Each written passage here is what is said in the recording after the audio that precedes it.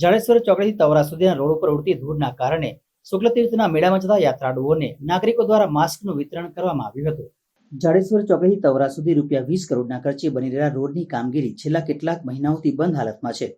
જેને લઈને રોડ ઉપર મસ્ત મોટા ખાડાઓ અને ધૂળની ડમરીઓથી લોકોના સ્વાસ્થ્ય બગડી રહ્યા છે।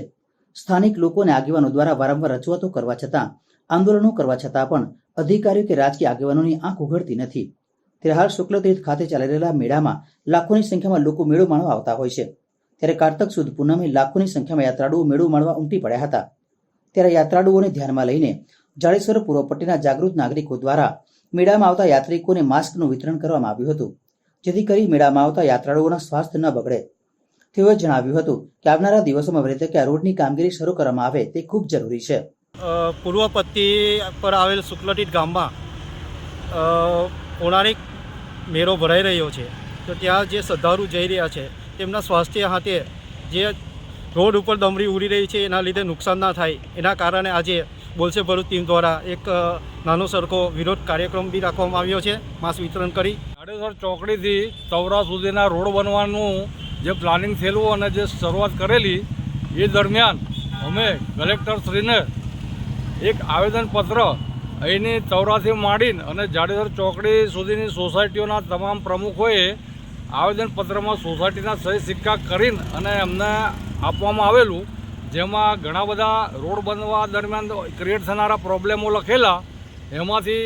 અડધા સોલ્વ થયા, હજી અડધા થયા નથી, જેને કારણે અહીંની જનતાને તથા બહારથી આવનાર લોકોને પણ આ રોડ ઉપર જે હાલાકી થઈ રહી છે, તો વારંવાર રજૂઆત કરવા છતાં પણ હજી ધ્યાન ઉપર પૂરતું લેવાયેલ નથી। એમાં પણ હવે આ 5 દિવસનો જે મેળો આવેલ છે તો પારાવાર હાલાકી પડવાની શક્યતાઓ રહેલી છે, તો એના માટે અમે બોલશે ભરૂચ તથા અહીંના સોસાયટી સંગઠન દ્વારા માસ્ક વિતરણ તથા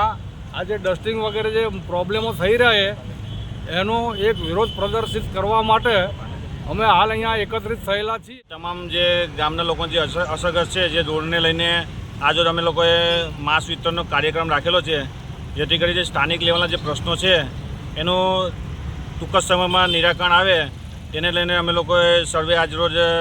રોડ પર માસ્ક વિતરણ કરી અને દેખાવો કરી રહ્યા છે અને સમાજમાં એક મેસેજ આપી રહ્યા છે કે અહીંયા જે ધૂળને લઈને જે લોકોના સ્વાસ્થ્ય પર જે અસર પડી રહી છે એનું તંત્ર ધ્યાન આપે અને જે રોડને લઈને જે પ્રશ્ન છે એ ઘણા સમયથી આ સ્થાનિક લોકો ભોગવી રહ્યા છે, એનું તાત્કાલિક ધોરણે નિરાકરણ આવે એની અમે આ મેસેજના માધ્યમથી અમે સર્વે જાગૃત નાગરિકો અહીંયા ઉપસ્થિત છે।